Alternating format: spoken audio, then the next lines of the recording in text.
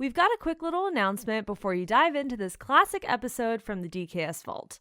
The podcast is going on a little summer break.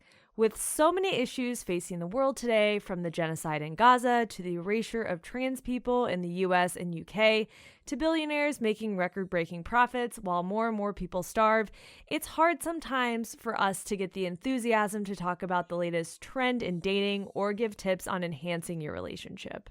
And while we've been trying to shift and expand our content to include broader topics of society and current events, it's been an uphill battle that means we keep coming back to the original concept of the show, dating, sex, and relationships. In addition to feeling like some of our topics might be a little silly or stupid compared to the backdrop of what's happening in the world, this summer is also extremely busy for the both of us. Getting back into stand-up has limited my free time. Sarah's travels will be taking her to Paris for the Olympics and beyond, and we both have personal projects and work constraints that would quickly turn this podcast into a chore. And that's the last thing we want. This is supposed to be fun for us. We don't make any money doing it, and if it becomes a chore, then it's too easy to just say goodbye for good. But instead, we're going to take a break for the summer, republish some classic episodes, and come back in a couple of months when we're ready. Or if we come up with a really great topic, we might come back in for an episode as well. But in the meantime, we just want to say thank you for continuing to listen and support the podcast. And please feel free to reach out by email to datingkindasuckspodcast@gmail.com or call us at 407-519-0181 with your thoughts. And with that, enjoy the show. Hi, I'm Sarah. And I'm Adam Heath Avitable. This is Dating Kinda Sucks, a podcast about dating, sex, and relationships. This week, we'll be talking about the search for good porn. Enjoy the show.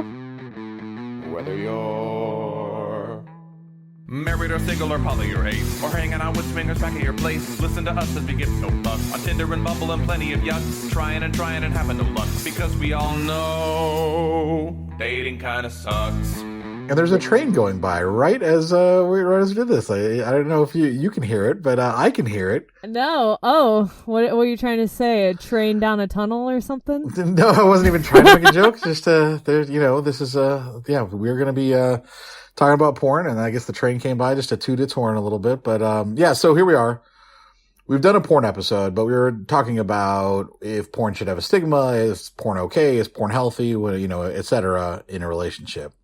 But the idea behind this episode was it's always from me. I swear to God, these episodes are always, and Sarah discovers porn. Listen now as she watches porn. It was all because I just I love that you're the guinea pig in this situation. But always. Hey, if we can come up with something where I can be the guinea pig, I will. But I feel like you've done so many things and tried so many things, and I'm just the fresh little baby fresh out of the womb who's like, okay, well, Sarah, let's throw you in with here. And with this, well, basically, yeah, that's what it is. Yeah, because I've seen, if there are things that we can come up with that I haven't done, then I will absolutely, I'll be the guinea pig for those things. I promise.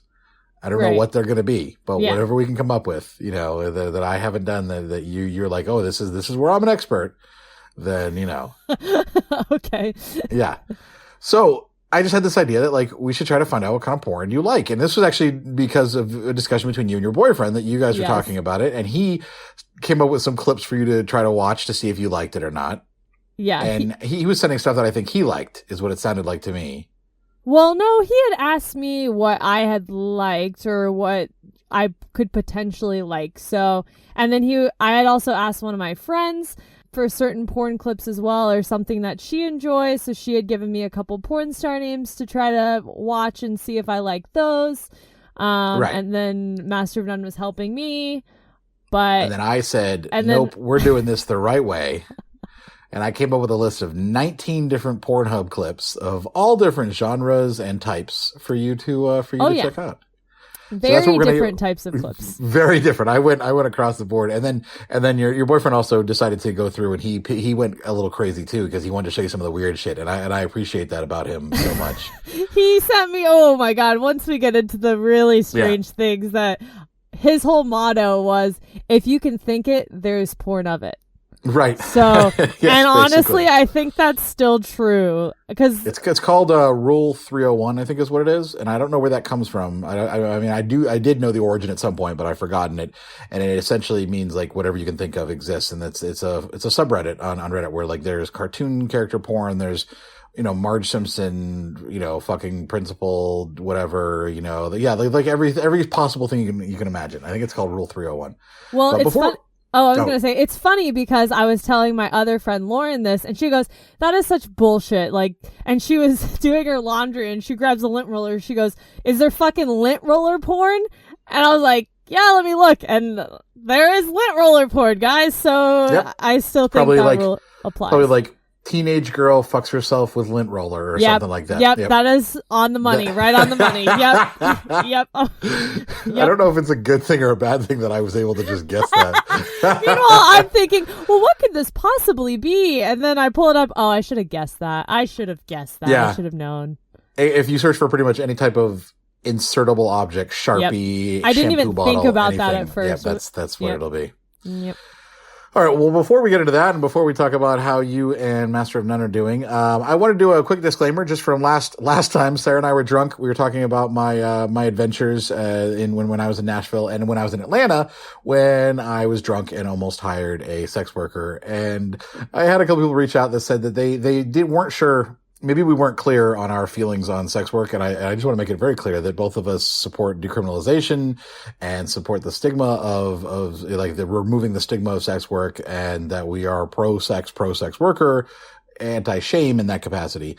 But that being said, what I was doing in Atlanta wasn't the smartest thing because one, it was a random stranger that I found on a weird app called Whisper. Correct. And two, I was in a strange hotel or a strange place where nobody knew where I was, by the way. Like, it wasn't like anyone, I wasn't with anybody. I wasn't like at home where people would check on me. I was in a town that nobody knew I was really even visiting, and at risk of anything. It's still an illegal act. And so I was at risk of both myself and, in a legal way and an illegal way. Anything could have happened. And that was where kind of our discussion of how crazy it was about the ridiculousness of the situation and the risk that I was putting, because there are much safer ways to hire sex work, even in areas where it's still criminal. And I did not do that. Going through Whisper is not the way to do that. Let me just make that clear. When I thought the whole story was you going to talk to the girl at the bar, not right. And getting on Whisper, and we were both drunk, and we were just like, and I hadn't told Sarah any of this, so she knew nothing about this. It was completely out of the blue. And Sarah, an update that I did not tell you is that we were chatting just like normal for a little while, and then I want to say like 4 days later, we're just like on Snapchat, sending a snap, and she's like, "Oh, such a hard day," and I was like, "Oh, what's going on?" She's like, "Yeah, I just found out that my blah, blah, blah," and I don't remember what she said, but it was some big sob story. And she was just wondering if maybe I had like any money that I could lend her that she would pay back in 2 days. And it was something along the lines of like a couple $100. Oh, man. Yeah. And so I immediately just no. removed her from Snap. I didn't reply. I just removed her from Snapchat immediately. Cause that was where the potential for scamming came from. And that's what it was. Cause the story, I wish I had screenshot it because it was a ridiculous story too. I was like, "Oh, did someone just copy this like out of a movie or something?" It was ridiculous. So, anyways, just want to get into that disclaimer, and then let's get on with the show. But let's talk about you and Master of None. You guys you're dating for a while. He started bringing up porn for you, obviously. So you guys have a very good level of comfort, which is nice. I was not able to, unfortunately, was not able to see him when I was in Nashville. And, but I have, like I said in the last episode, I am still assuming that he exists. He does still exist somewhere on this planet. Yes. So what's going on? I think it's hard to say, oh, there's this brand new thing between us happening, because not a whole lot's really happening in the world right now. Right.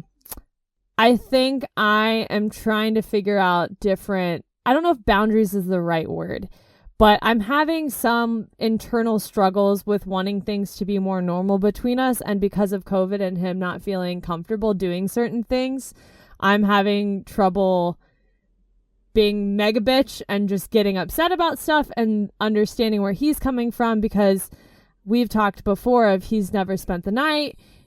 He just met one of my closest friends here in Nashville over the weekend after us dating for so long. And he's been really hesitant to stay the night, to even not even introduce, but just let his parents know. Cause right now he's living at home, that I exist. I mean, they know that I exist, but that we're dating, and he's going over to my house all the time. They do. Okay. I know that half of his family does, but the party lives with I didn't know if they actually even know that you exist. I'm not, and this is what my friends have kind of struggled with too, because they feel like I'm a secret. Yeah. I cannot go into detail about this. This is going to cause a fight. This is so going to cause a fight. I don't know if I'm going to offend him with anything that I'm going to say, because I've just been feeling. I don't think, as long as you're talking about how you're feeling, I don't know how it can be offensive. He's shown that whatever you guys talk about seems to be pretty solid. Like, he listens a lot. I'm just really struggling with feeling like not doing the normal things in a relationship, and I think it sounds to me like the biggest thing that you mentioned multiple times is having him just like be able to come stay over, just like having just the comfort of like having someone that you're dating just like go to sleep with you at night, wake up in the morning, and just having that kind of feeling. That's a really normal thing to have happen, and I could see that being very difficult to understand why it can't happen. Yeah, and I think for the past 4 months it's been okay because of COVID, and his parents do know that he hangs out with me on occasion, but I don't understand why. I guess I really struggle with understanding why he can't spend the night. Yeah. When we're already, he's already here and it's 7, 8 o'clock at night. He has nowhere to go. I have nowhere to go the next day either, and sure.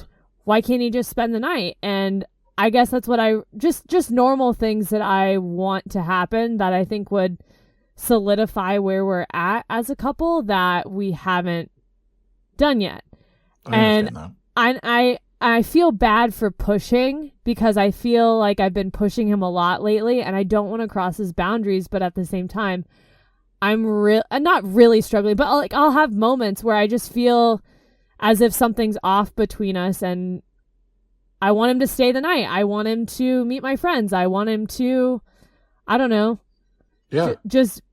I want it to feel more normal between us. And we're past the stage of, are you safe because of COVID or whatever? I think we've been very careful outside of seeing other, like going to work, me going to work and us going out and things like that. But I don't know. I've really had struggled with that, because I'd love for him to come over and have Sunday night dinners with my best friend and her boyfriend, and us do a double date somewhere, and just some of these normal things that I think we've been in the routine for the longest time of us, just him coming over after I get finished with work or midway through the day on Saturday, us hanging out for a little bit, us having sex, us chilling for a little bit, and then him leaving.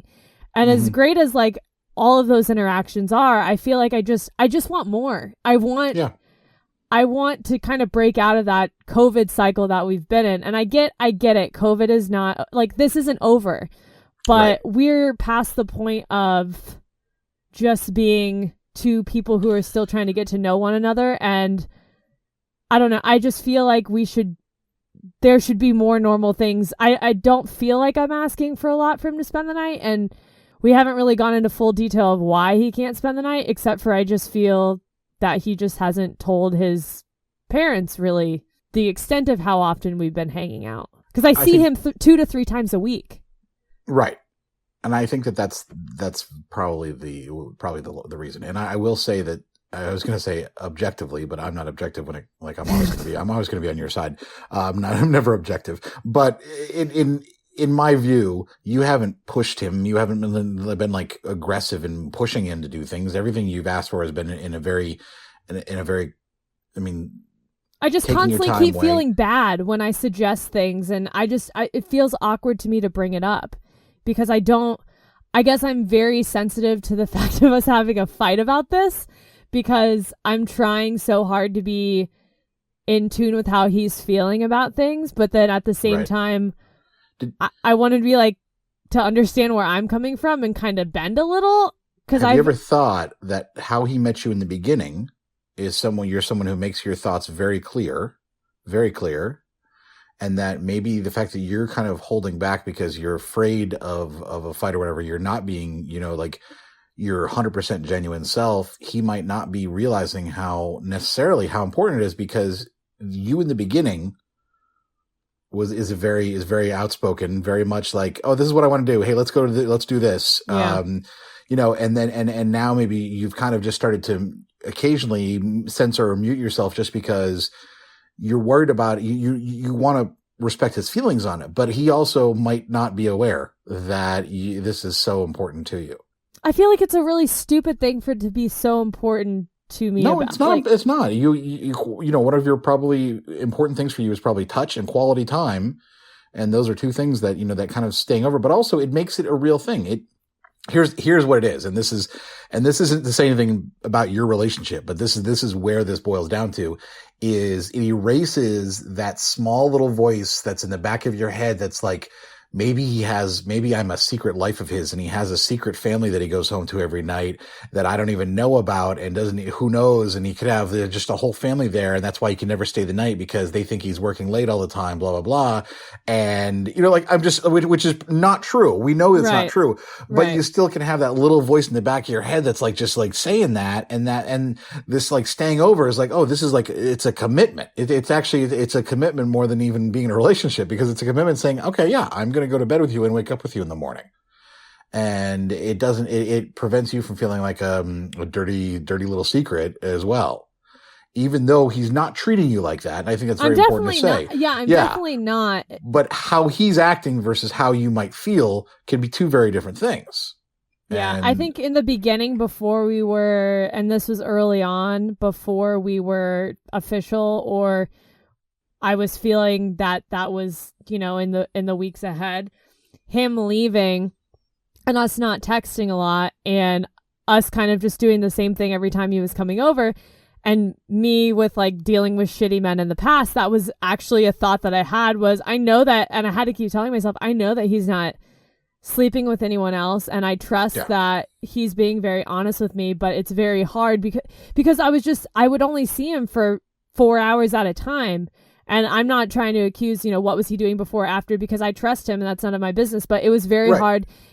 It's not as hard for me now as I just want him to stay over, you know. Mm-hmm. But in the beginning, when we were still trying to build what we were and what we wanted, that was definitely something of, well, we're not solid, and he only sees me for X amount of hours during the day. So what if? And I drove myself fucking crazy. Right.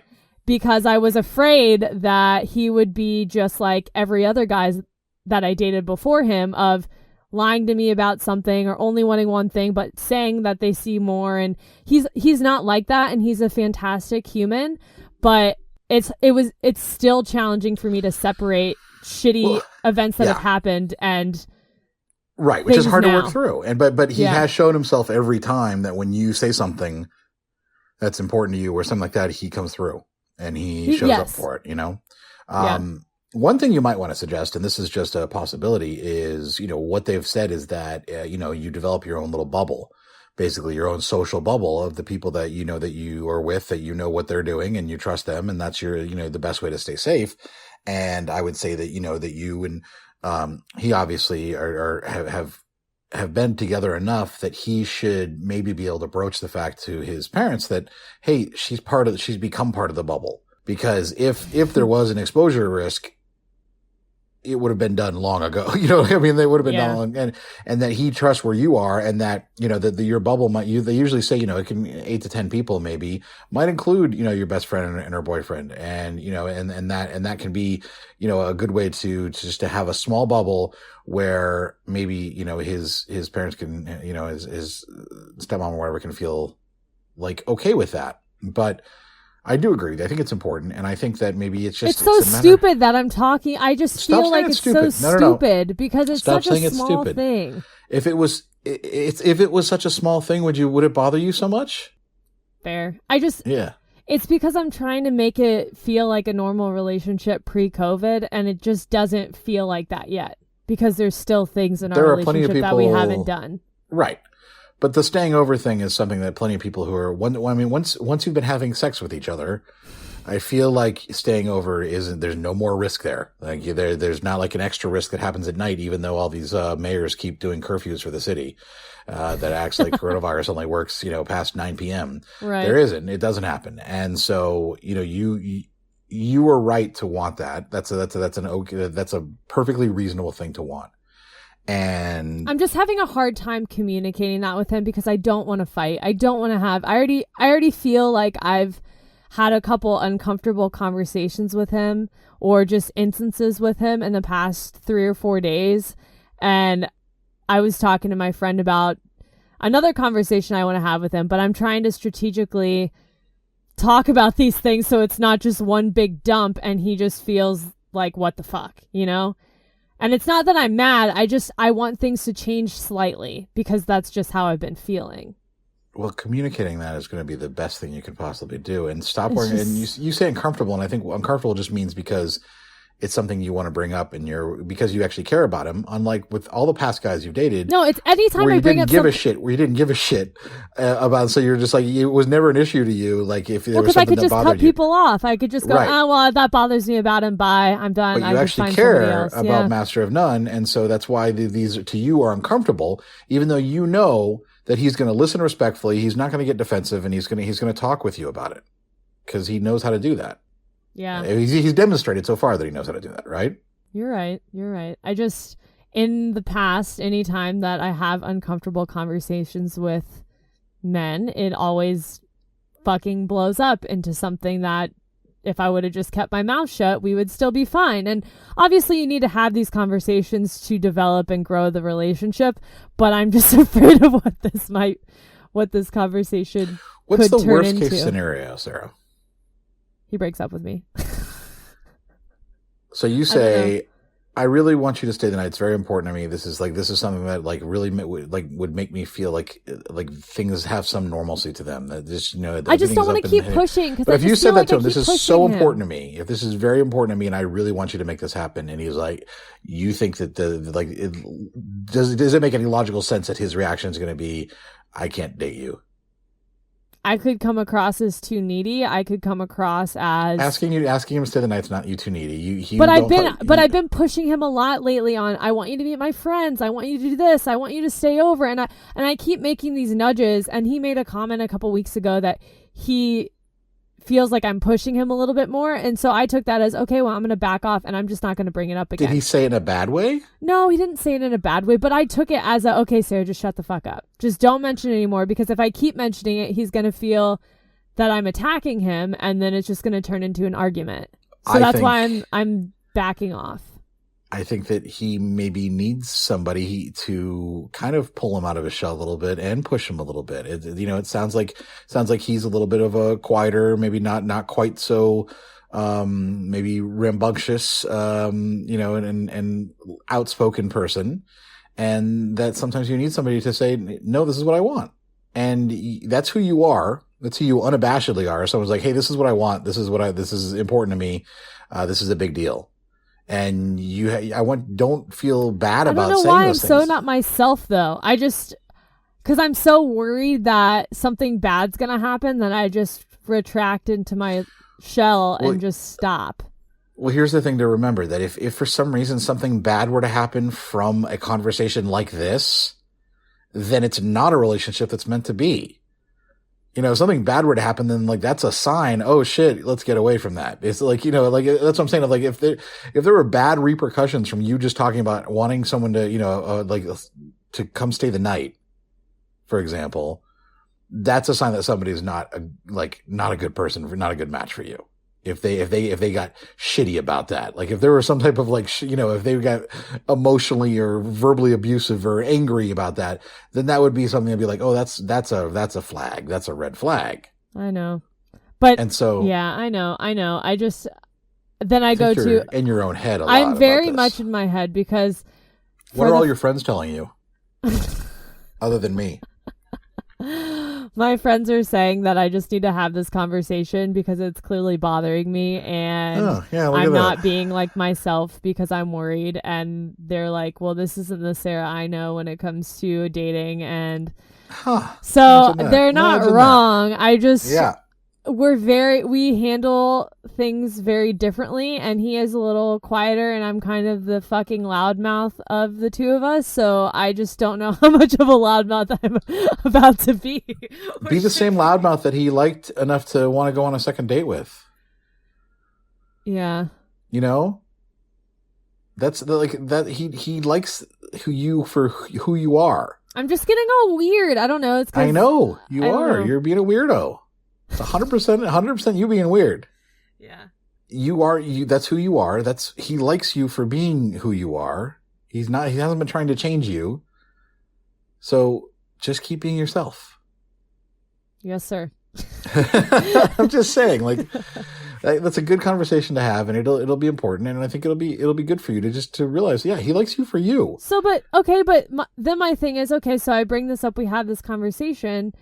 If he still says no, it's not the right time, which that's what I expect him to say, then what? If you were honestly I with him feel like about I how already know important the answer of this is not going to change, because I said something on Saturday, and he said he won't feel comfortable meeting my friends, like my other friends, for a while, and that kind of sucked to hear too. And so I'm like, okay, so then I don't want to bring up this whole thing, because it's going to be the same answer as every other time I've kind of said something.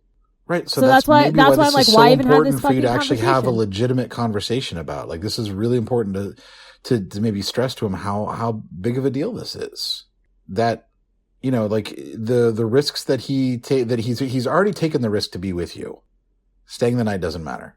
And this, like, but he also needs to maybe at this point realize that he should probably, maybe stand up to whichever parent's going to give him this issue, it'd be an issue. Cause I feel like that's what it is he doesn't want to bother them, whether it's because they have massive anxiety about it, whatever the situation might be, that he's worried about causing like a stir with them. But if he approaches it in the right way and is able to approach it in a way that just says, hey, listen, I've already been I see her 3 or 4 times a week. We are together all the time. I'm going to stay the night over there. Like, it's important if he were to stress to them, it's important to me that I stay the night over there with her. I just occasionally. I don't know how he would. I do agree with you that maybe he is nervous to talk to his parents about that. So it's just like, well, I don't want to have that conversation yet until things get better. But then things don't get better, and he's like, well, we're definitely not having this conversation. So I don't foresee him just choosing like his parents' feelings over your feelings, and that's a hard choice, but it's also not that hard, to be honest. But then I feel that I shouldn't be making him decide to make that choice. I shouldn't be. So you should give up something that's hand. important to you. I don't know. I don't know the right answer. For something that actually doesn't have any impact, that will have zero impact on the health and safety of anybody. I just feel that if and when he does have this conversation with his parents, it will just open up Pandora's box of all the times that he's hung out with me and he said he was going on a hike or whatever, because... Well, he doesn't have to tell them about all the times, but maybe what he should do is invite you over to dinner and I don't think that's going to happen. Invite you into the bubble, like into the bubble with them, so that they see like that you're part of the bubble. Maybe that's the way to do it. I don't know, but it's clearly very important to you. It's been bothering you for a long time now. Yeah. And it's an issue, and it's not dumb, and it's an issue that needs to be resolved. Yeah. I just don't want to I've been putting it off because I just don't want to fight. I just don't want to argue about this. And I feel that it makes me come across as needy. And I'm not needy, but I also want things to feel more normal between us. So I don't know. And if that's one small way that can, make you feel normal. But here's what's happening is you're afraid to rock the boat. So then he's not going to bother to rock the boat with his family. And sometimes when the boat is rocking, you don't come a knocking. No, that's not the saying. Sometimes you have to rock the boat, especially when you introduce a relationship. The dynamics of a relationship that's new means that there's going to be some shit thrown around sometimes like that. And then you figure out how to make it all work. That's part of a relationship too. I'm not good at this part. I'm really not good at this part. I'm good at 3 dates and cutting motherfuckers off. That's what I'm super great at.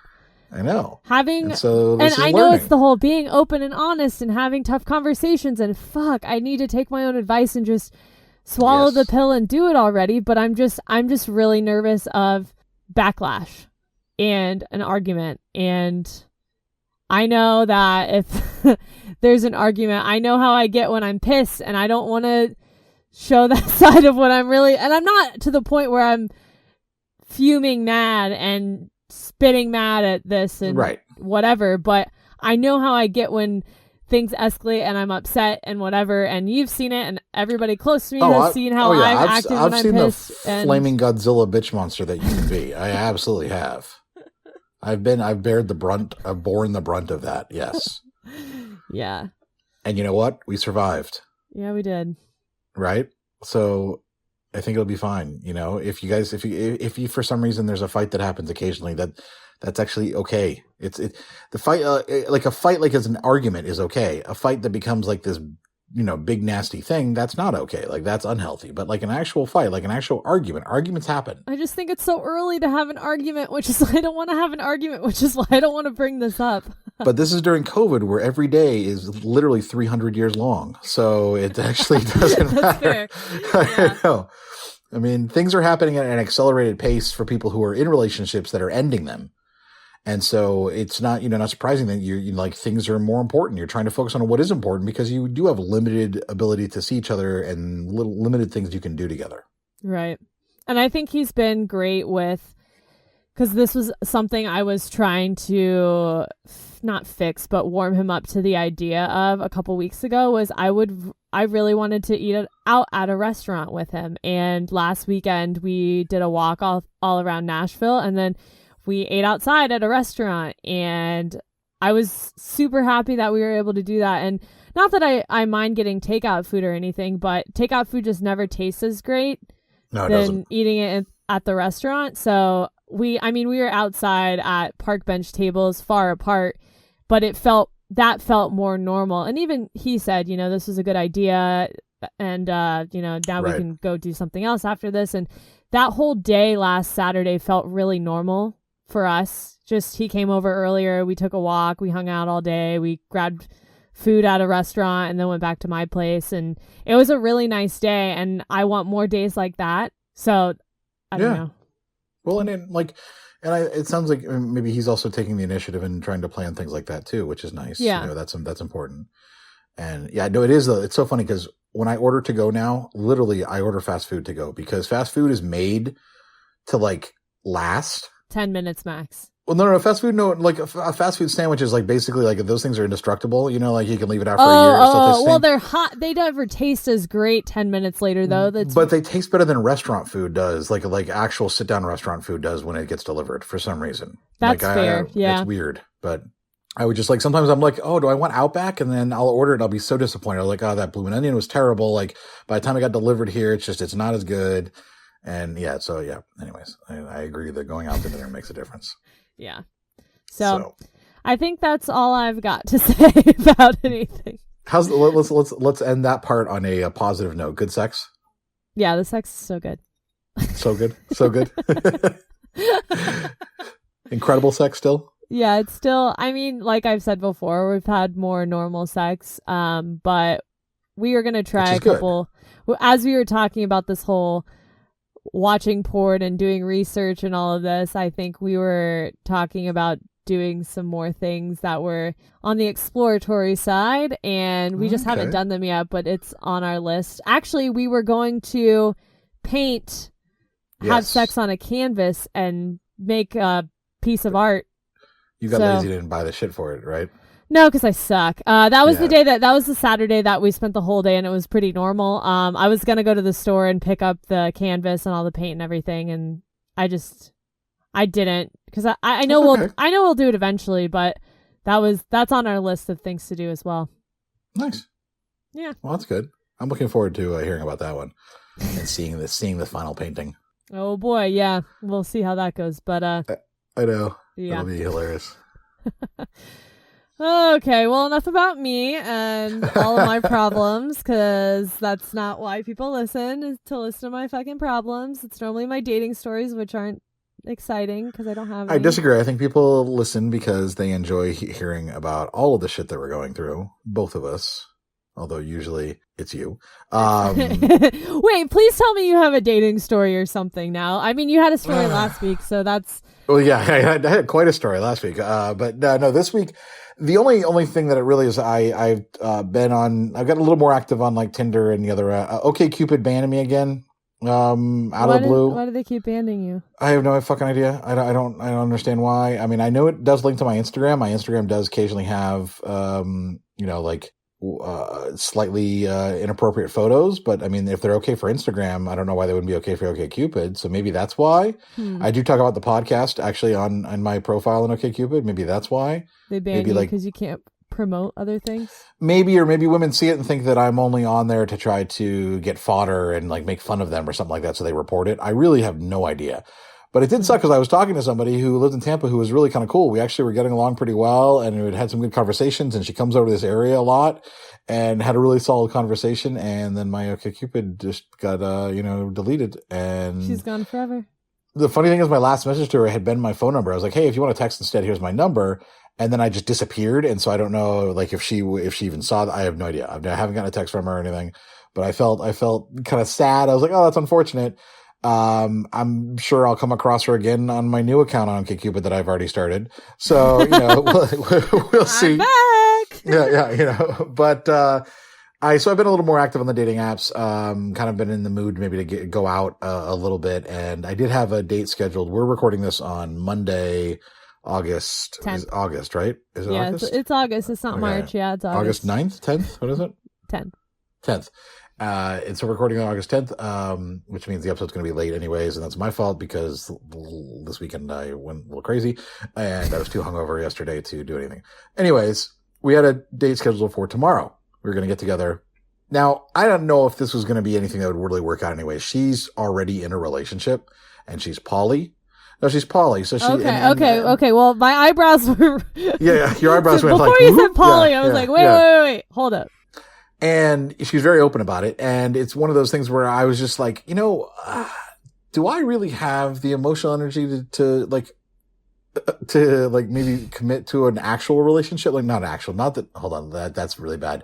That sounds like, secondary relationships are not actual relationships. To commit to a full, like, monogamous relationship with somebody, or would a poly one work better for me where I'm like the secondary or whatever, because then that I don't have to worry about that person wanting to live with, there's so many things that I don't have to worry about. True. I feel like that just makes it easy on me, and that could be a possibility, but I don't know. So I was still wanting to meet her just to make sure. So we had potential plans, and then today she texted me and said, yeah, I'd be interested in meeting. I'm still up for it. Just want to let you know that I do have like an immunodeficiency issue. So I'm been very careful. I don't want to necessarily put myself at risk. So I'd rather meet like an outside restaurant, outside seating area, something like that. Right. And I just wanted to know if you've been in any activities that put yourself at risk. And I was like, oh, well, you fucked up. So this weekend, I was like, Saturday, I met a bunch of friends at, Van Bury's Public House. I wore masks until we go to our table, and then I didn't wear them. I said, and then we got in an Uber, and I was wearing masks again, and, went all the way to Harry Buffalo. There was a band playing, and I was sitting at the outside bar, but, we weren't wearing masks. For me. We weren't wearing masks after that. And then, I was drunk, and I went to the strip club after that. And, I said, I wore a mask when I went in there, but then once I sat down, I didn't. And the dancer I was talking to definitely didn't have a mask on. And, and that didn't go to the whole story that I ended up getting drunk with the owner and arm wrestled him at 3 a.m. after the strip club was closed. Yeah. Anyways.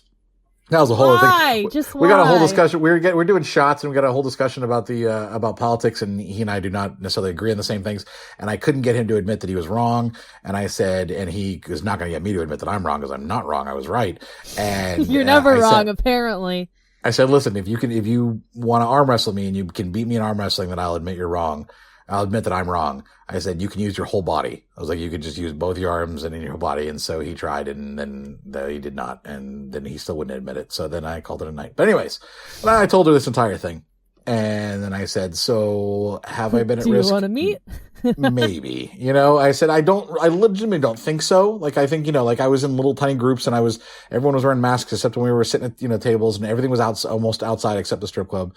And, so the risk is minimal, very minimal, but, she said, yeah, maybe I shouldn't, do that. I was like, yeah, I understand. Like, she goes, but I'd be willing to, like, if you wait a couple weeks and you're feeling fine and you haven't gone out and done anything like that again, then maybe we could schedule something. And I said, oh yeah, that's a possibility. Are you not going to go to the strip club this upcoming weekend, I guess? And then you're not going to... Probably not, because I hadn't been back to that since for a while. Like I just thought I was like, I had gotten drunk downtown and just like, this will be good. One of the dancers was like messaging me. I was like, hey, come to Rachel's. It's slow. And so I was like, okay, I'll come out there.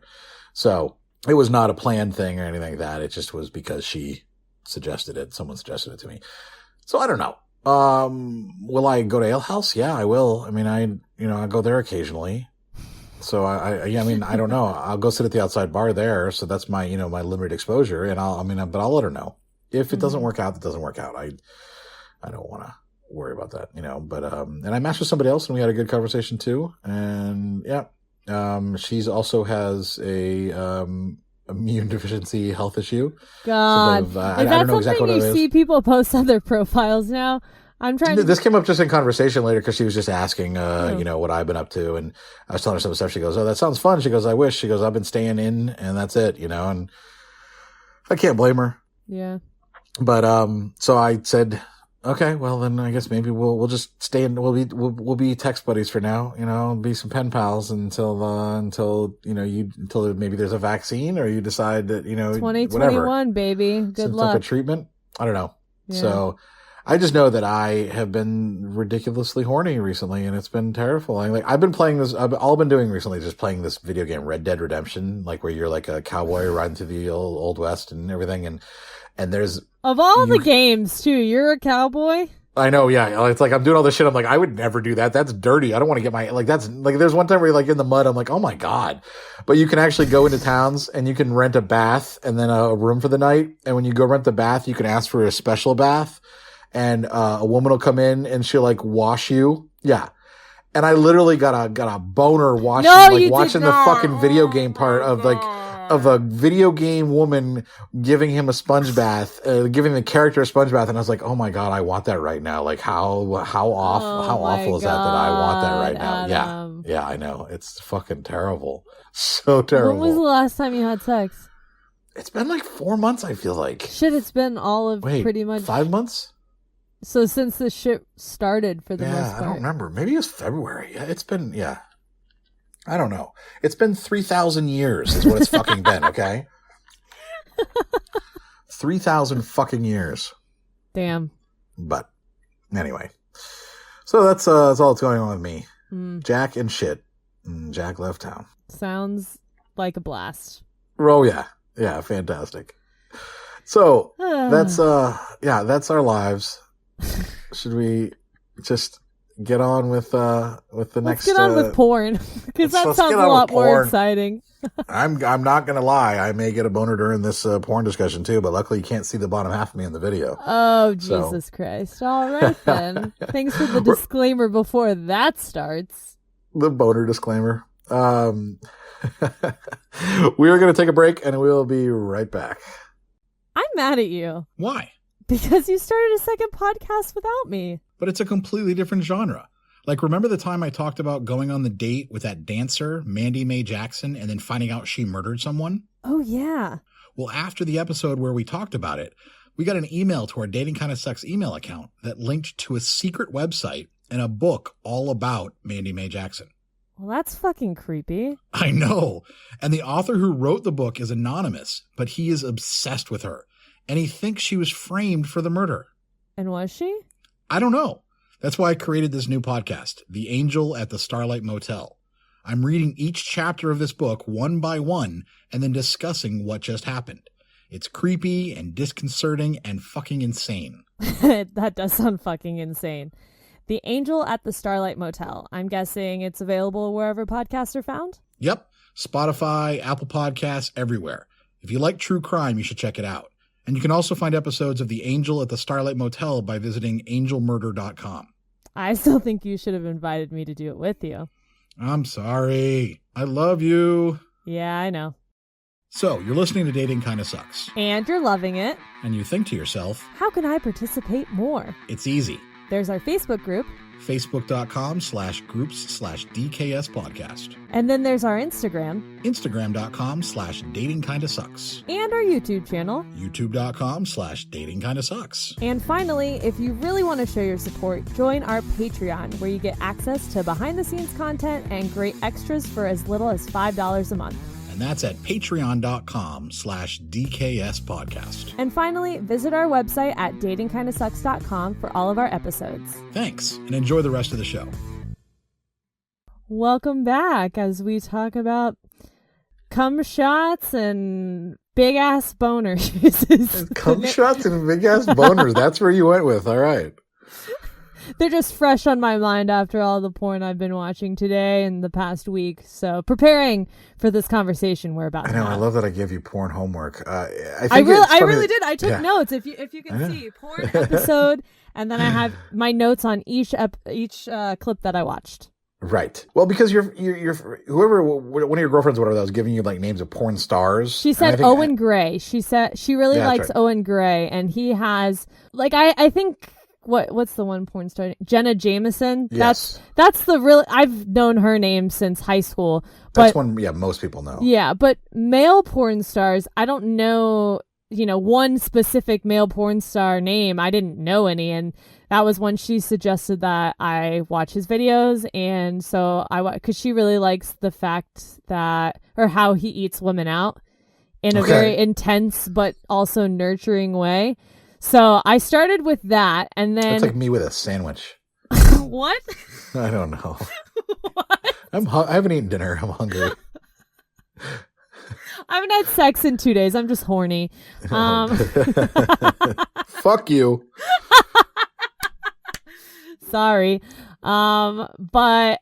So I watched that, and the first thing, which I hadn't watched porn in a really long time prior to that, and just had my vibrator ready to go. I was actually going to get into it. I trust my friend's recommendation. And I started watching it. And what bothered me, everything he did was fine. Great. And I could see the appeal. But what bothered me the most about all of the Owen Gray videos I watched were the women in the videos and how loud and obnoxious I found them to be. Okay. That was my problem. And people watch it. Were they overacting? Is that what it was? So much overacting. Just, oh my God. Just so much of that. Starting from second one in the video. Now, having been with a decent amount of women, I will say that some women do sound like that. Like sometimes they are very extra. Vocal. It felt so extra to the point that it didn't make it laughable, but then I was first to criticize and go, oh my God, there's no way. He's licked your vagina for 2 seconds. Or your vulva for 2 seconds. There's no way. Next time we should try to dub it on for, put in like German dubbing or whatever. So it's just like, it's just a German voice saying, yeah. This might be really good then. I don't know. Or try it in mute maybe. But the reason that after you were telling me the Owen Gray thing was that I don't like professional porn. I feel like professionally shot porn is just generally awful. Like I don't know. I feel like it caters to the lowest common denominator of just like guys who just want like big bouncing boobs and it's guys basically, and guys who just want, to see like just, someone jerk, eventually come on someone's tits or their face. Like that's really what I feel like it boils down to. Mm-hmm. And they decide to set up story and stuff and they try to make it entertaining. But where I was trying to get you to or encourage you to maybe broaden your horizons was into the amateur porn world where people record their own stuff. People, record with, sometimes it's just them and a boyfriend or girlfriend and they post it. And so it's actually more intimate. It's more real a lot of times because it is just two people, having whatever type of sex they're going to have. And when I try to choose a very broad range and a wide variety of genres for you to, I appreciate that, partake in and like I said, as I called it, it was a pornucopia. It was just definitely a porn of plenty, all from Pornhub. I pulled it all from Pornhub. Mm-hmm. Now I did ask you when you watch them to record a video of your reaction as you watch them. Because I wanted to put that on our Patreon or something, and I was going to link every Pornhub clip as well so people could follow along, but you don't like the video. So we'll see if you change your mind in the light of tomorrow But I'm hoping that we can still see that. I want to watch it. I don't give a shit about everyone else. I literally want to watch your reaction to the porn. My face to some of these just jaw dropping, and I had to cover my mouth because I wasn't sure what I was seeing. See, that's what I want to watch. Oh God, I want to see that so badly. Like I really want to see this reaction video. I feel like this has to be a thing. And I knew that I was being recorded, so I had to be very careful with my reactions. And all I could say was, "Well, that's not for me." Right, all right. We're well, going to move on to the next clip here. And alrighty. Yeah. And very clearly, yes, we were trying to see what your preference is. Not necessarily you not liking something doesn't mean that it has anything to do with you disapproving of it as a fetish or as anything. It just means you don't like it for you. That's not going to turn me on. Thank you. And the next one, please. Yeah. So let's just keep that in mind as we discuss this, that her reactions are her reactions for her own personal tastes, not if you like that. If you like that, that's fine. And we support that. Yeah. So let's get into it. Let's find what makes. Well, I will say too, because my friends were trying to find. Well, so my friend with the Owen Gray stuff, and then Master of None had done a lot of digging, trying to find clips that were more women focused. Yeah. Because, or not necessarily lesbian porn, but more focused on the woman, because a lot of the clips I was finding before you sent me the grand list of 19 clips to watch, it was very focused on the male experience and the men experiencing pleasure, not necessarily the women. They were just kind of the doers, not necessarily the receivers. So, yeah, that's all I got to say about that. So I think that's where like the quest for, or Master of None at least, tried to help me down the path of finding more women-focused porn. Right. So, yeah. And my goal wasn't necessarily women-focused, because I do think that there's a lot of porn out there that's made by women. So a lot of the amateur stuff, is the woman is the one in charge. She's doing it for herself. She's the one making her own money. And it's her income stream sometimes. And was finding stuff that was different, so that you might see a variety of different types of things, just to see that it's not all like that male driven porn as well. Right. And I think I was looking for something a little bit more sensual and not so, how do I in your face?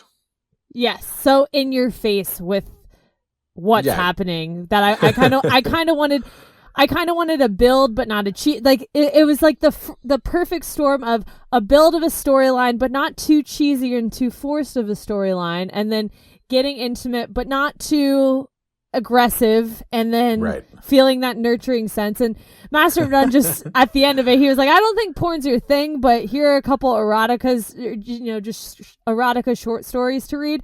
Which to that I said, yeah, just because it's not a novel where the characters grow over time. It's a short story. That even felt way too forced, of the buildup of them getting physical too. So, because I read and watched so many things within the past week, and I just, my final verdict is I just don't think that it's necessarily for me. What gets me off when I'm alone is, I guess I'm just going to say it out loud here, guys, is thinking about past experiences and like that feeling, than watching a video. Watching a video of somebody else or whatever just doesn't really do it for me. But I mean, what works best for me, honestly, is, I've recorded a lot of my own, with other people, like sex with other people, different aspects of that. And that actually is that works the best, is, shooting your own porn, your own stuff. And I'll work on that. Yeah. Or just remembering it, but like shooting it too, like for me, that's because I do think that there is this idea, and I don't know the accuracy of it, that men are more visual when it comes to sex and women are more oral, like the sound is more important. And so that's the first I've heard of this. And then women tend to be more cerebral when it comes to it. So like the written word, like erotica, works a lot better on women than it does for men. And that's might be why like those Harlequin romances are like so popular, and there's none of those really written for men. There's not really that's a good point. Yeah. That like women like the build up and like this, like this romance, and then like getting to this, like the sensuality of it, and guys just like, no, I just want to watch that dick go in that vagina, like they're just like, I just want to see her come on her face. I don't know. Yeah, basically. Yeah. Okay. So let's talk about a few of the different types of genres that I exposed you to. Okay. Pull out my. What you thought? Yeah. Let me just pull see if we can make this work for a podcast format where they don't get to see any of it or hear You might any not of it. be able to see or hear any of this porn, but I will try my best to explain what the heck I was. And I'm really intrigued. I'm really intrigued to hear these notes too. This is this is going to be new for me. Some of my notes are just not my thing. Okay. Okay. All right. Because I was filming the other video too as I'm doing this, so I didn't feel like I had a lot of time to take notes. Okay. So I think the first video you sent me on the list was the most shocking thing and most unexpected thing I've ever seen. And this one was brainwashing.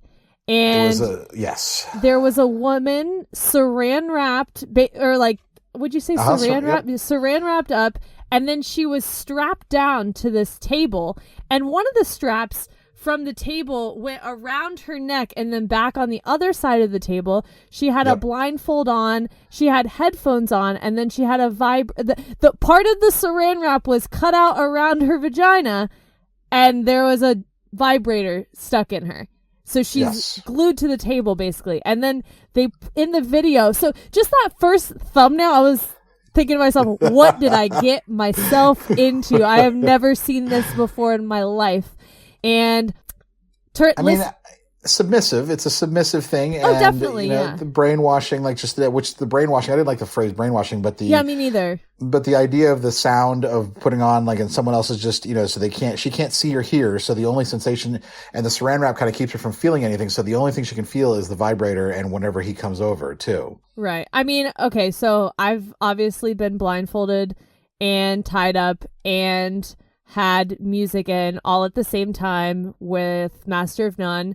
And so I get the appeal, but watching, it looked very, very intense to me, and that made me feel uncomfortable. And I think some of the, when I had the sensory deprivation stuff, it was music. It was distorting type of music, but it wasn't necessarily what the title of the video said was brainwashing, which again, I don't like the title of that. But in the audio that you can hear her listening to, it said something like, "You are nothing but a bunch of holes just wanting to be fucked." And I mean, it's pretty degrading for me, but that just not my thing. That literally my note says not my thing. I started right off the bat with something just extreme. That was I was already very. I gasped when I saw just the thumbnail, so I had a feeling it was probably not for me. But you tried it. Right. Yeah, you didn't have any of the other videos that you had on the list. Nothing was like that ever. I was waiting for something else that was like really okay. I didn't feel. There were a couple other very intense. You might have been a little inured to the shock by the time you got. True, I got the more I kept watching, the more desensitized I was, and there we go. Very likely. Yeah. You had a couple of trans videos in there. I did. Which I've never, up until today, I've never watched trans porn. So now I've seen trans porn. Still wasn't I appreciate there was some intimate moments and stuff, but that just wasn't necessarily my thing either. Okay. But I thought it's a growing porn category. And is it really? Yeah, it is. It's very, very. Yes. Because it's this weird combination of someone who is very feminine but still has a dick, and if obviously it's someone who's before any type of reassignment surgery, they might not even have, and it's a thing that it's a fetish for a lot of people. So which makes it hard for a lot of trans people. And there's also trans man porn, but I was sending you trans girl porn. Gotcha. I don't think I sent you any trans man porn. You did not. But it makes it hard for anyone who's trans sometimes, because they are concerned that is someone interested in them personally because of who they are, or are they chasing them basically because they're that's trans. A fetish. Yeah. Wow. I had no idea. Okay. So, but I thought it was something worth watching, because it is one of those things it's very different. It's a different style of it's an interesting thing to give a shot to. Yeah, I think one of the videos you sent me was a guy and a trans woman, and then there was another one with two trans women in there too, and then maybe you only had two. I think there was only two in there. I was trying to keep it pretty diverse. Yeah. Okay. Maybe there were only two. And I think one of them. No, there's 3. There were 3 in here, but it doesn't really matter. Were there 3? Yeah, there were 3. Okay. The next one that I sent you actually was one of my favorites. And you had a striptease video in there. Yeah, the striptease one. It's actually this independent worker that does this. Her teenyginger.com. TEENY. I did see ginger. the URL at the bottom of the video. Yeah. Teeny Ginger. She does, for some reason, something about her videos. Like, she does stuff where sometimes she's not naked, and she just is like. Oh, she didn't get naked until like minute 3 of the video. Yeah. And she's like, but sometimes she'll just be like, so how's your day? You can do this. Like, and she does all these videos where she's very like, it's very much like encouraging and it's interesting. Yeah, no. So what did you think about that one? Okay, so when I was recording for Patreon, she said something encouraging and I said, oh, okay, yeah, right. And then she goes, no, you got this or something. It's like, oh, she's talking to me. Yeah. That's and I didn't realize she was going to do that either. So I was just, just filming my own reaction to it. And that was said. Well,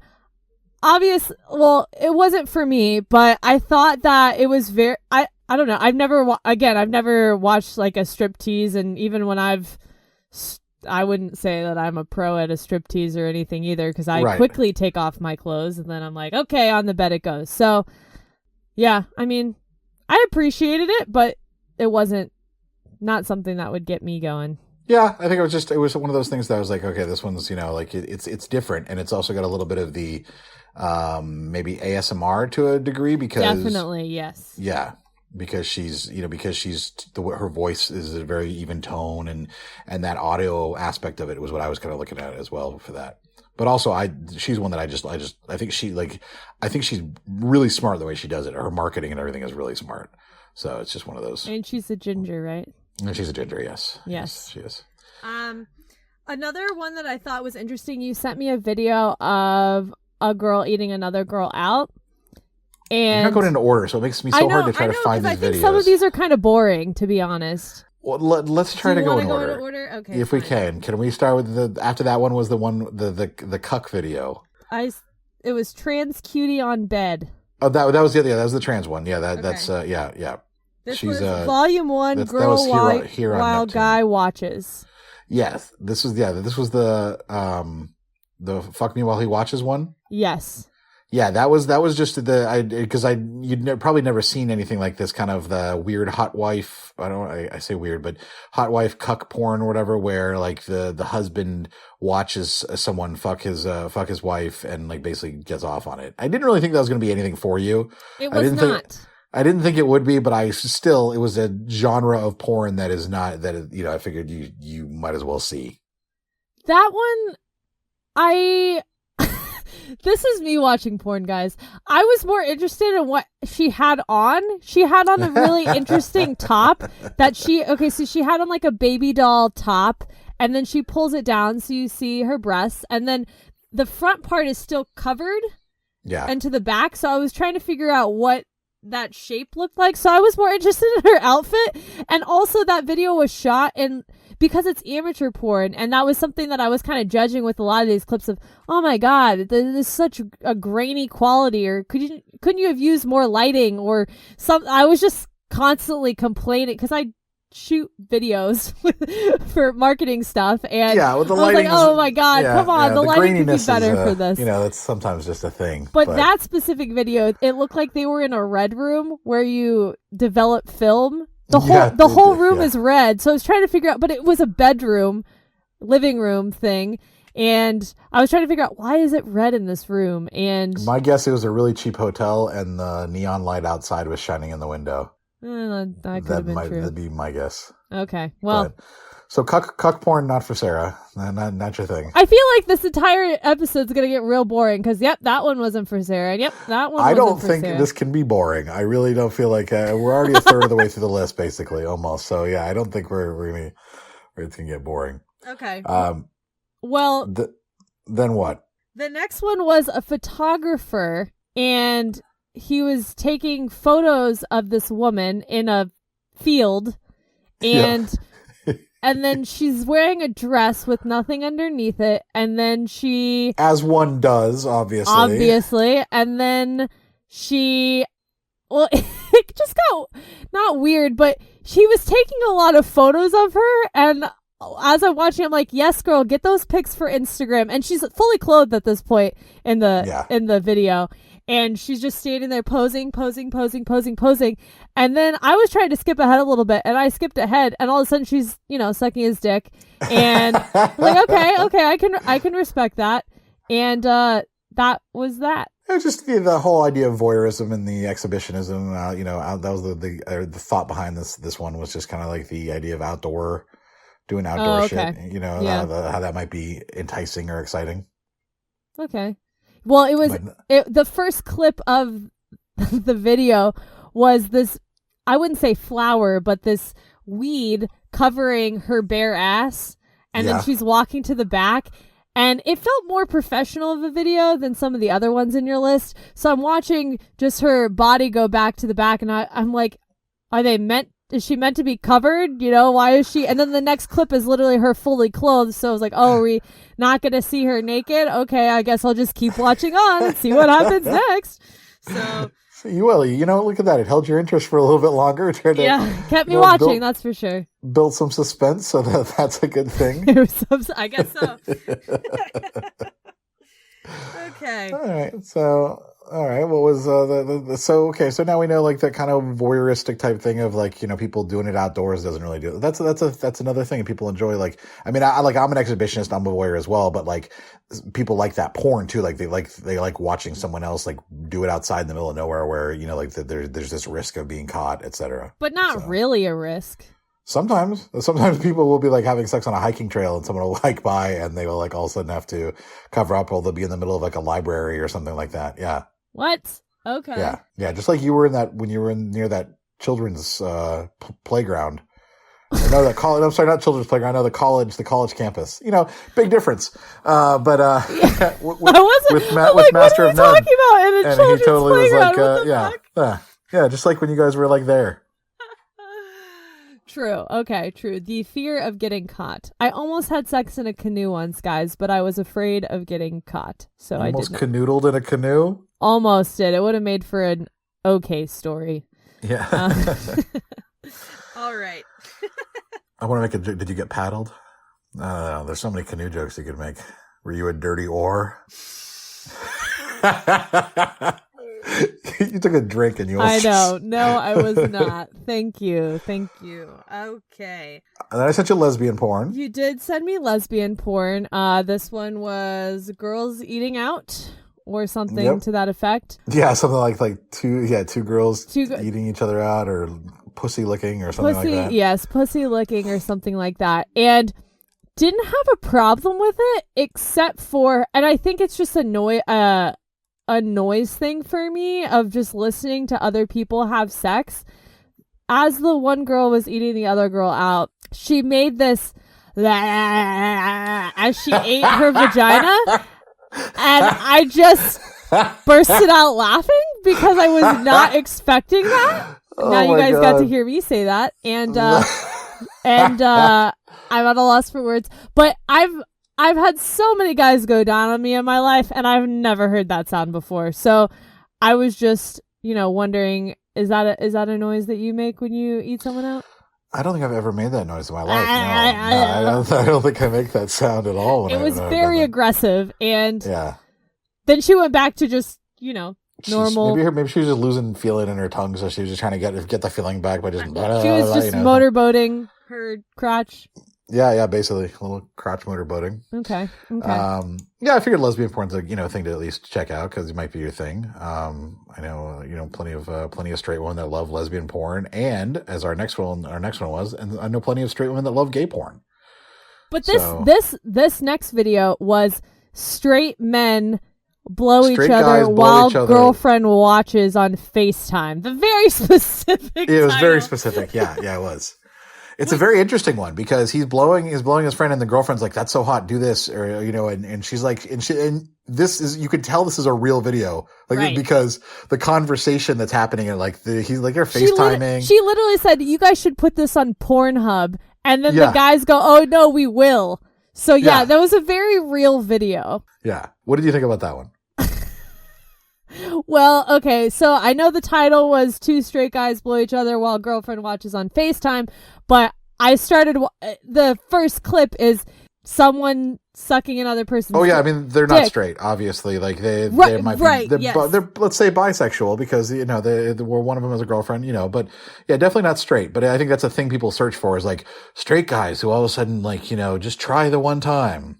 Right. So. But I forgot that the girl was on FaceTime because the first clip is actually him, like one guy sucking another guy's dick.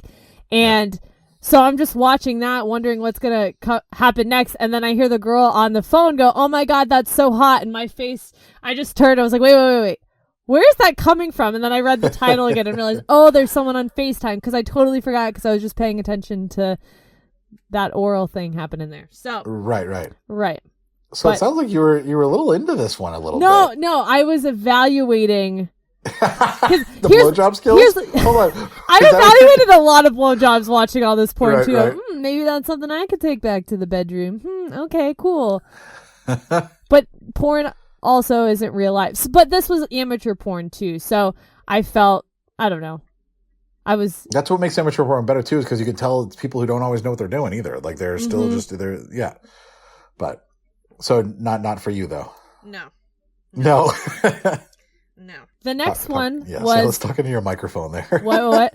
I said talk into your microphone. No. Sorry, I'm looking down on my thing. The next one notes. was Army Girls Make Out.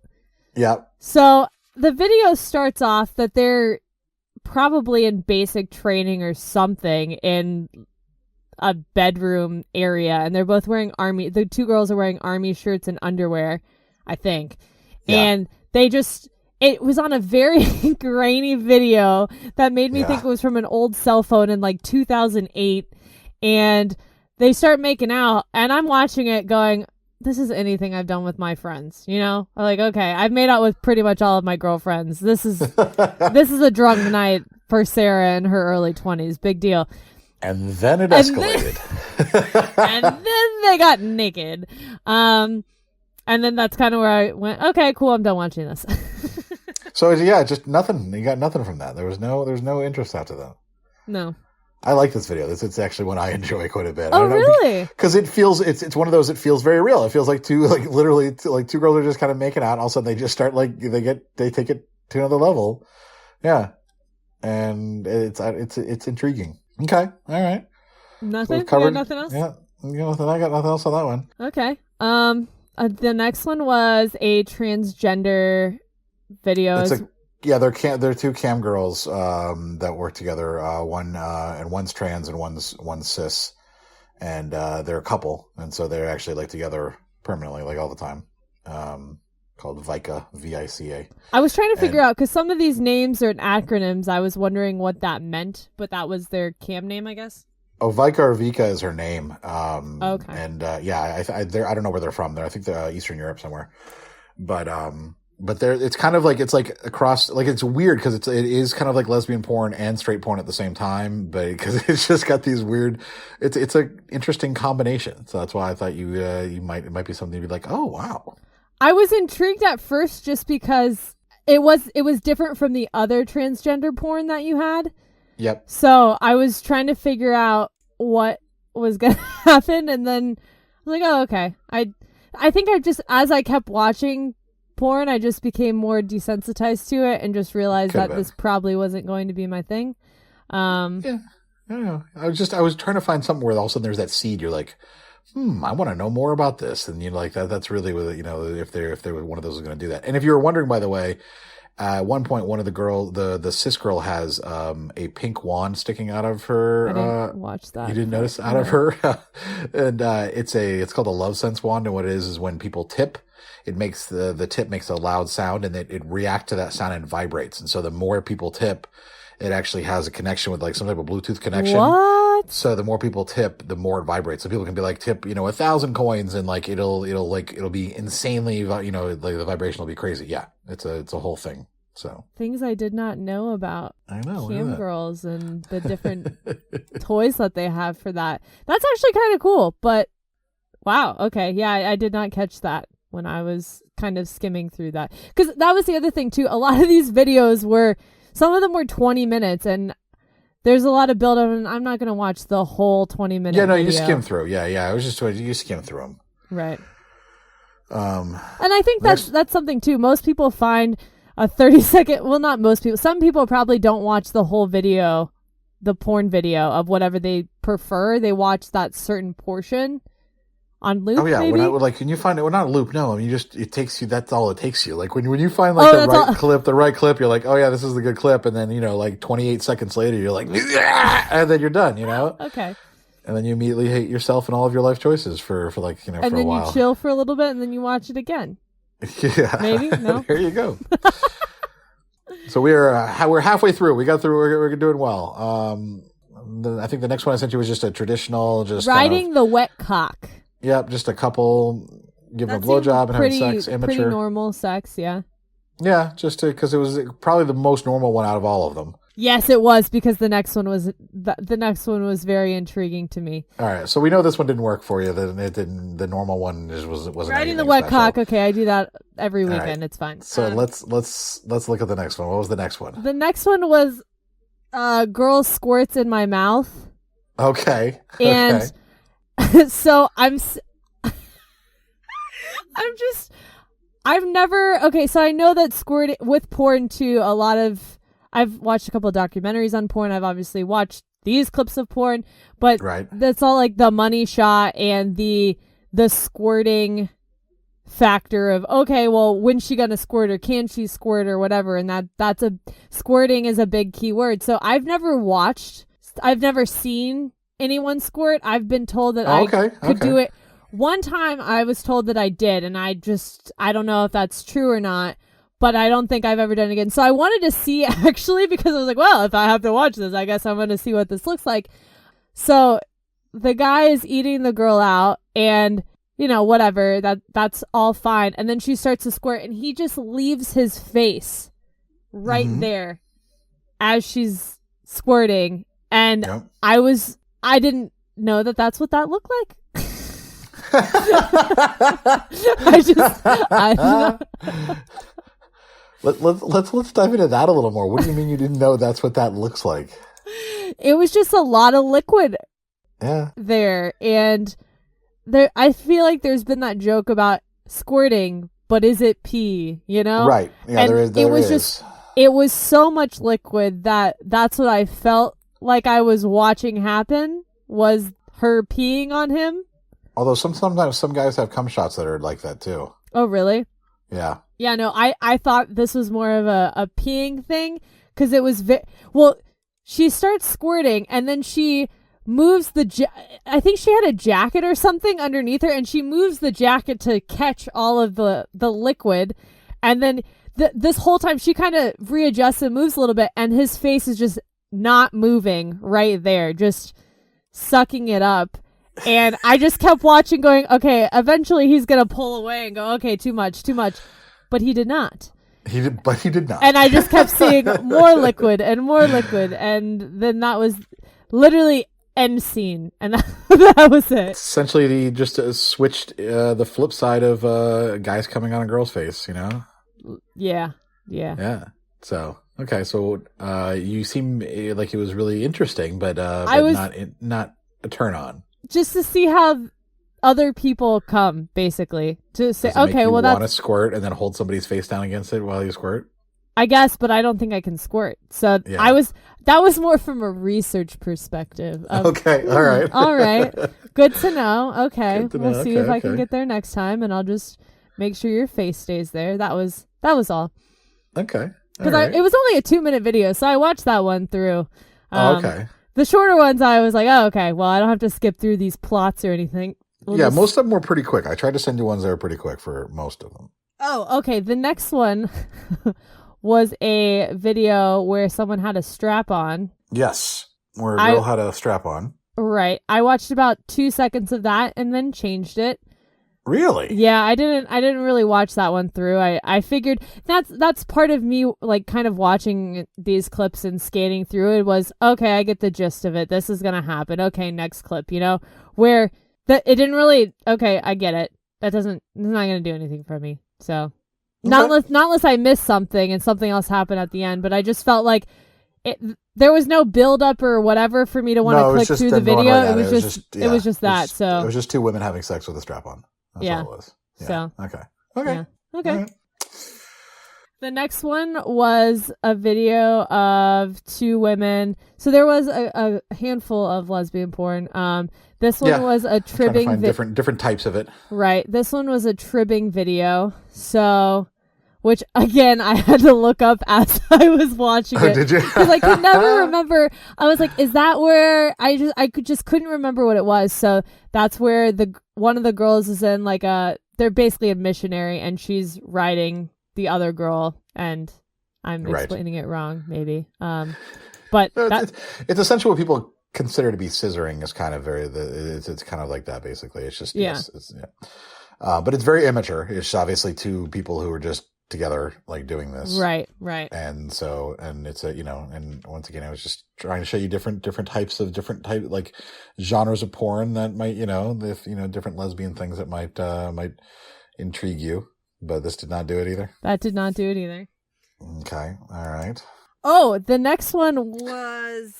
It was another trans one. It was another trans one. But a different one. This is a solo trans one. This was a solo one. And in the first 5 seconds of the clip, she comes.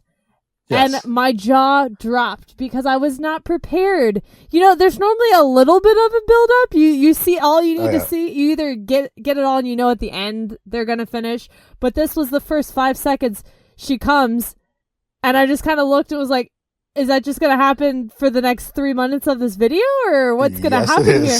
And then I just clicked off of that one. So I was like, you didn't keep watching any of it? No, I was like, okay, because that was more of a shock factor to me. Yeah, I mean the title was a Carolina Ramirez cum compilation video, so I guess maybe you could have guessed that from the title. Yeah.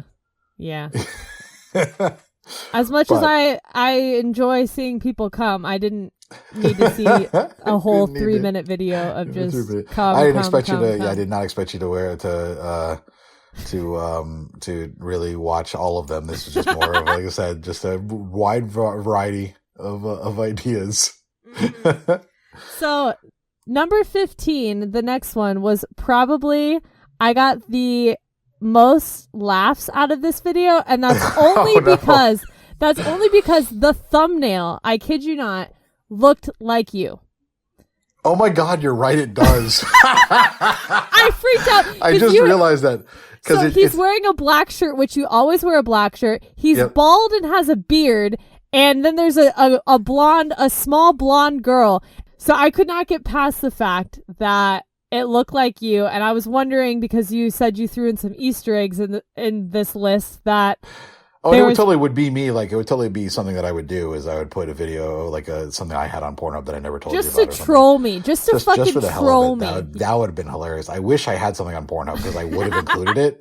But also the guy has a fucking earring, and I don't have an earring. No, so. And that's what I saw. I saw that and went, okay, it's not Adam. But then I just kept watching, because that enticed me to go, is this Adam? And then things just kept progressing in this video that I just had. Same thing with some of these other videos. I just had to keep watching because I didn't know what was going to happen next. So with this video, there is, let's see. This was a daddy control. The headline or the title of the video was like Daddy Controls Intense exclamation point. It was DDLG, yeah, which is fetish, like the daddy little girl type thing. It's like kind of it's an age play type thing, where like who's daddy's little girl type situation. Gotcha. So since you had mentioned before, that you don't mind the idea of calling someone daddy, that's why I included it just as figured it maybe it'd be something that really worked for you. Right. So I was it didn't turn me on, but I liked watching that video just because there are elements of my sex life with Master of None that happened in that video. Obviously not in the way that this video went down, but just like and not even like the daddy thing yet. That's not something that I joke with him. Just the bondage. There's bondage in it. There's bondage in it. There's a little control. There's control. There are some elements of control. But what I found to be very interesting was, so the clip, he tells her he puts a dildo and like sticks it on the chair, and she has to sit on it. Right. And then as she's sitting on it, going up and down, he's telling her basically like, I want you to get wet. I want you to, whatever. And he's tying her up. So he has rope and he's tying her up. And then she's tied up, I guess, whatever. And I fast forward a little bit because I was like, okay, cool, got it.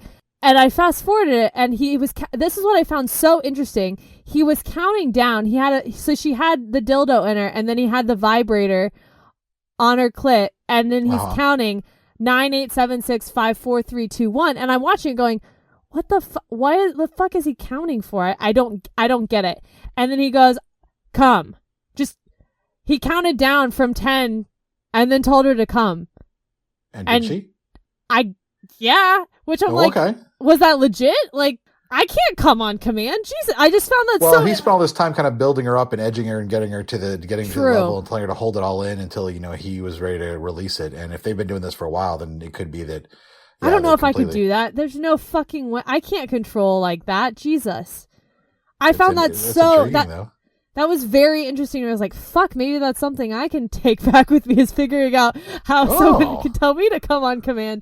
But I don't think I can do that. Interesting. Well, I don't know. Maybe enough practice. You never know. Yeah, that's what I found with that video. That really, because he did it a couple times in the video, and he was basically telling her, I want you to do, and he was, controlling her and using some of that some of the stuff that I already do with Master of None. So I thought that was interesting. But yeah, so maybe. Who can come on command? Not me, but that might be something in the future that, who knows, your girl can come on demand. Okay. Also with that video, by the way, so there was you said it was a daddy, what was the acronym? DDLG. DDLG, daddy little girl. Dom daddy little girl. Dom daddy little girl, okay. The room that everything happened in was so, what they were doing versus the room they were in. The room was a pink room, or it wasn't even a pink room, but there was a plush pink blanket and that's stuffed part animals of the and this little unicorn. For that fetish for them. Yeah. Okay. Because I was just admiring the environment going, oh my gosh, like what's happening? And then this room, you would have never thought. But yeah, I guess that builds up the environment of the little girl scenario. So yeah. Okay. Yeah. Okay. That one shook me because one, I thought it was you. Two, the whole coming on command thing. I was just like, wow, okay, there's a lot happening in this one. Oh my god. I really wish I had done something like that. Like I just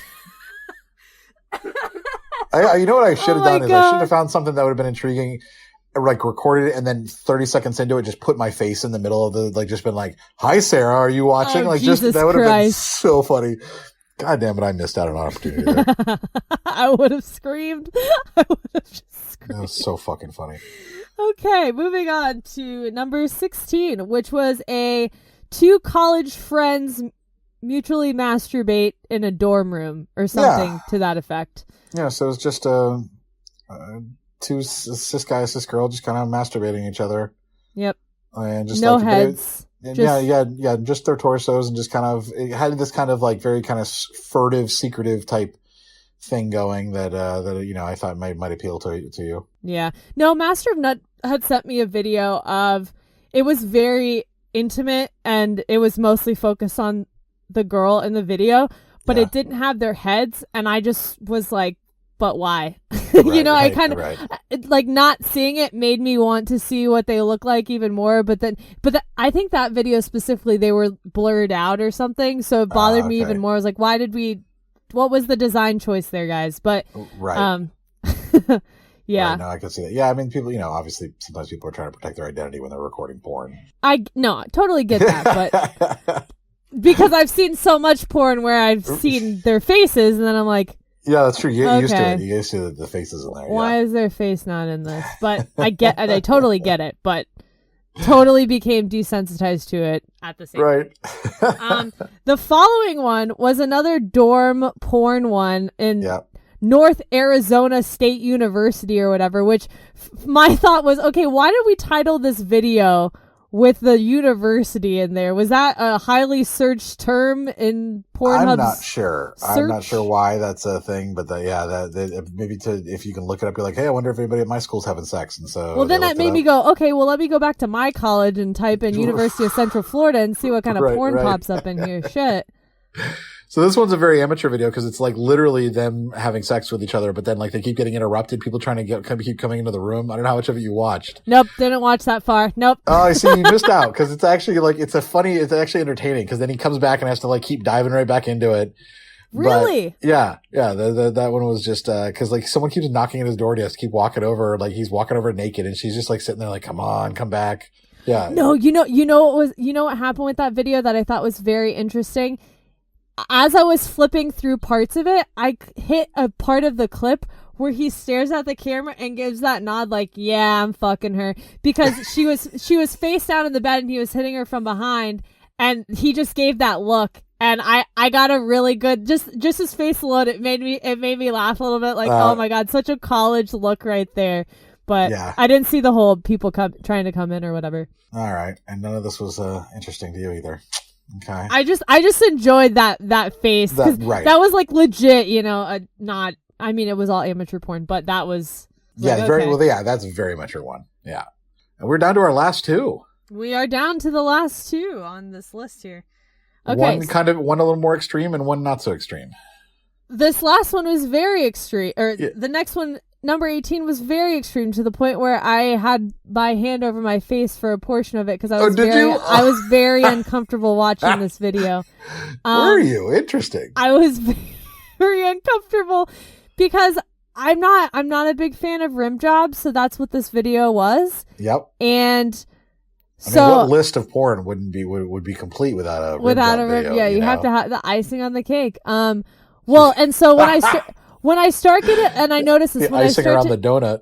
Shut up! I knew I shouldn't have said that. When I start to get uncomfortable watching different porn clips, I notice the environment they're in, like the daddy dom little girl one. Right. I got uncomfortable watching it, and I started looking at the environment of like, oh, look at this plush pillow and the background. So with this one, I started getting uncomfortable, and I was noticing the shoes on the ground and the dirty laundry on the floor, and I just immediately started criticizing. If you're gonna film this, like a fucking parent, if you're gonna film this, at least clean your fucking room up before you start, giving a rim job. So that's what happened when I started feeling uncomfortable watching this video. And then at the end, he comes all over her face. Yes. Just so much cum on her face.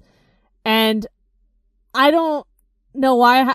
I've had men come on my chest. I've obviously swallowed. I've spit too. I've whatever. But right. I've never had anyone come on my face before. And just seeing it and then seeing that much cum, yeah, I just covered my mouth and was like, okay, I saw that one. Good to know. And that was it. So rim jobs make you uncomfortable. They do. That's interesting. Out of all of these, this is the only one that's made you uncomfortable, like to that level. They had to cover your face. It was mostly to the point of him coming on her face. And right. So much cum. Well, yeah, that part I can understand that part but the actual rim jobs, I'll tell you what, it's one of the best feelings too, to have that happen. It really is incredible. So it's one of those things that's, it's because the prostate gland is right there. So that whole pressure right on that spot between the balls and the ass, that whole area feels good. And then the tongue. Yeah. So I don't know. Might be, something to try give it a shot to go through. I've definitely felt around that area, but never done that. I mean, she was going deep though, this, so I could see why it would be a little weird. Yeah, it was very deep with the tongue there, and I just felt very uncomfortable as I'm getting awkward right now. Yes, you are. This I want to explore this more. I want to. Well, because that one too, I didn't know it was gonna happen, and it was comes all over face. I was like, well, at least I know how it ends. Let me just watch the end. Oh my God! I'll skip to the ending. Oh my God! I can't be the only person. I don't think I've ever made it to the end of that video. I don't think I've ever watched enough of it. It's a 12-minute video to know the end of it. So well, yeah, that's why I just kept skipping through because I didn't want to miss all the highlights. The highlights, right? Yep. And then we ended on a really easy one. It was a palate cleanser for you, basically. It was like after this one was, this is all he's got. That's all you got left. That's right. It was a nice little palate cleanser. It was just, and it was also because of your predilection for Asian men. I had a feeling that's what this was about. That's why I did this, and I decided to show two Asian women having sex, just to see if it did anything for you. Nope. And did it? Nope. How much of it did you even watch? Not very much of it. Yeah. Lesbian porn doesn't do anything for me. So, I I feel was like convinced that was going to be some good stuff for you too. I don't know why. I just thought that that's why I had so much different versions of lesbian stuff. There was a lot of lesbian. There was a handful of trans porn and a handful of lesbian porn, and just not. Yeah. Trans porn, just because I have a friend who's a trans porn star, and she's the one that I ended up having sex with. That we posted the video on Twitter at one point. But of course you did. Yeah. But so that's something that I am interested in myself. And then the lesbian stuff, I was like, oh, maybe this is it. Then I was like, all right, let me throw some little gay porn in there, a little bit of let's just dive barely into some of the fetishes, some of the fetishes, and just try to give you, like I said, a pornucopia of pornography for you. I saw it all. And now now Adam will link all of the clips we just talked about somewhere for everyone else to enjoy. Yes, I will include the links. There'll probably be a link in the description for the episode, and that you can click on, or it'll be on Dating Kinda Sucks on the episode page for the Dating Kinda Sucks. I'll have the link to every single one of them. We'll get some interesting backlinks there for our website.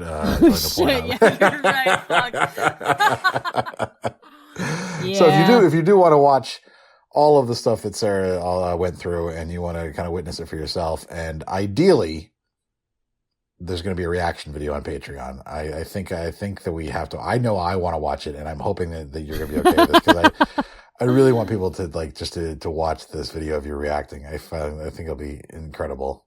Yeah. I know how expressive you are. There are two other videos that I want to talk about that weren't on your list that Master of None suggested that I watch, or Right. 3 different types, but only because he was trying to make a point of, if you could think it exists. Yes. So he found this one video which you have seen, and it's pterodactyl porn, which I'm sorry that I have to laugh at this, but what the fuck did I watch? Yes. Pterodactyl porn is really weird. The video starts with this girl running through a dark forest screaming, and then all of a sudden a pterodactyl man thing is running behind her, and then the next scene it cuts and she's getting gangbanged by 4 fucking pterodactyls. Yeah. And it was probably the strangest thing I've ever seen. Oh, it is so fucking weird. It is a weird porn. It is bizarre. And those suits look really weird too, whatever they're wearing. The costumes they're wearing are so, like they're just, they have like a weirdness to them. It's honestly a nightmare. That video, it's something that if I had a nightmare about someone fucking a weird animal, that would be fucking it. Right. And at some point, I think some of this stops being porn and starts going to just shock value. That's no longer porn, and that might be close to that. Yeah. No, that was definitely shock value. And I couldn't stop watching because I was like, wait, what else is going to happen? And Master of None and I were just sitting on my couch laughing because I was like, no, she's not going to fuck. The other pterodactyl's going to do that. No, wait, what? How does this end? Although if you have a sex dream about a pterodactyl at some point, that's going to be hilarious. I'm going to fucking wake up in I don't know, screaming. I don't know. What was the other one? The other one was something that it's not even real. The buildup is this girl goes to the doctor and she's telling her doctor that she can't find her vagina and she only has a pee hole, and the doctor's like, okay. And of course it's, a male doctor and a female person. So she's like, yeah, I can't find my vagina. I've never had a period. And he's like, well, that's weird. Okay, well, let me examine you. So of course, he feels her up and whatever. And then he's like looking, he's like, you're right, you don't have a vagina. So then he continues with the rest of his exam or whatever. And he's like, oh, what is this? And he starts feeling the back of her neck. He's like, I think I found your vagina. And her vagina is on her neck. the back of her neck. And the music for this video is like, this build-up is like, da, da, da. I don't know, it's just, it has this build-up music as he finds her vagina on the back of her neck. And then he starts fingering, he's like, does this feel good? And she starts moaning. And as a like, doctor would, of course. Obviously, yeah, clearly. So he starts fingering her, and then he's like, okay. And then all of a sudden it cuts to, her sucking his dick, and then it cuts back to him fucking the back of her neck, which I'm watching, I was like, how the fuck does this work? I don't get it. So, but the clip is literally like him thrusting the back of her head, and she's just like moaning or whatever. Is his dick coming out of her mouth? I'm so confused. At one point it does. At one point it does. And how they shot this, I have no fucking clue. But the dick comes out of her mouth as he's having sex with her, and then both Master and I were watching her like, how the fuck is this gonna end? Where's he gonna come? And how's this gonna end? You guys are hooked. I was like, wait, this is so not normal. Obviously, no one has a vagina on their neck, guys. Right. So at the end, he just comes on her face. He was like, oh, Master was like, oh, typical. Okay, cool. That was it? After all that, that's such a letdown. But just the buildup of, you don't have a vagina, let me try to find it, was very, very, very unexpected there. And the last one was, because I was making a point that, okay, well, if there's any type of porn I can think of, is there Trump porn? Is there whatever porn? And he was like, oh yes, there is. He goes, have you heard of Palin porn? There's a whole like Sarah Palin genre of porn. An impersonator, yeah, she does. She did a whole bunch of porn, especially when Sarah Palin was very popular. Yeah. Right. So we watched Bernie Sanders fuck Hillary Clinton and Donald Trump fuck Megyn Kelly, and I was like, what the fuck am I watching? And the whole time Hillary's fucking Bernie, she's like, oh, I feel the burn. I feel the burn. And I just,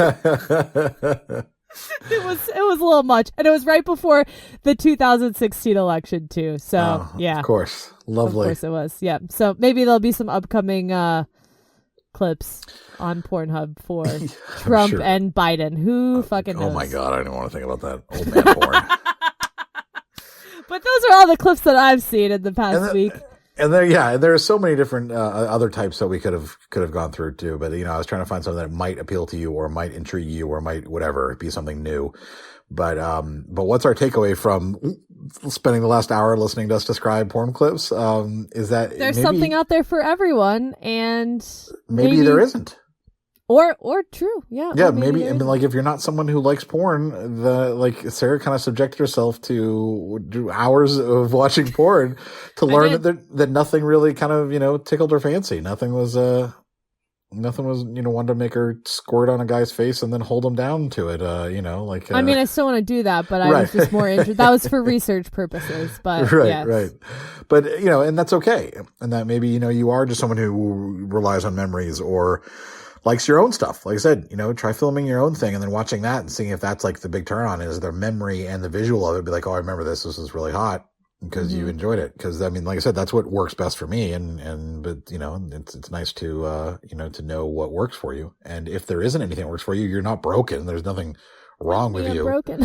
I mean, there's nothing wrong with you if you don't like porn and you're just like, yeah, I don't think it's for me. It might not be. And you might not have the fortitude to sit through what Sarah did to try to figure that out. And it's okay if you just decide not to even bother.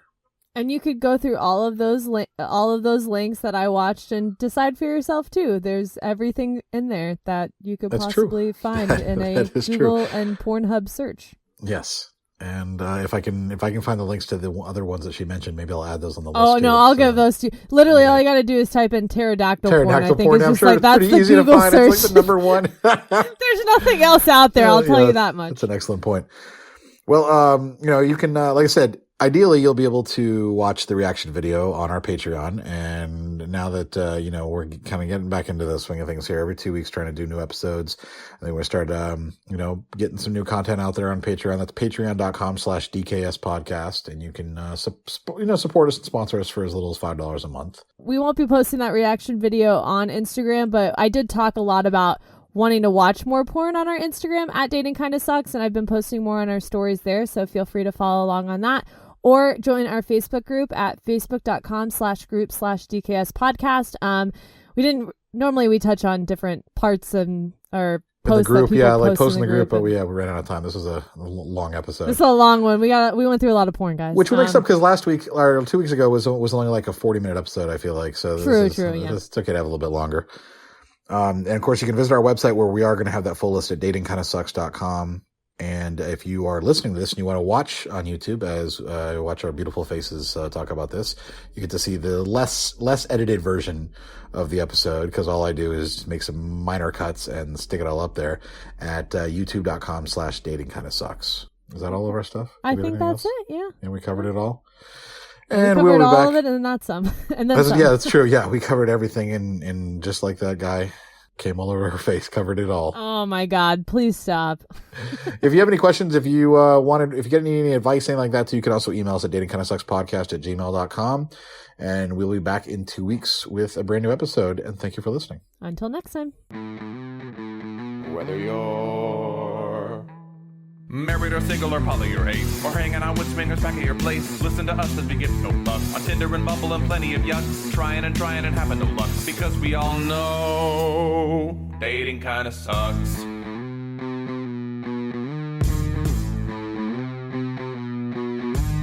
Sarah and Adam are two of a kind. He says stupid shit and she doesn't mind. They're not doing this show to make any buck. Life as a chicken whose feathers they pluck. Why does it work? Well, here is the crux. They both know dating kinda sucks.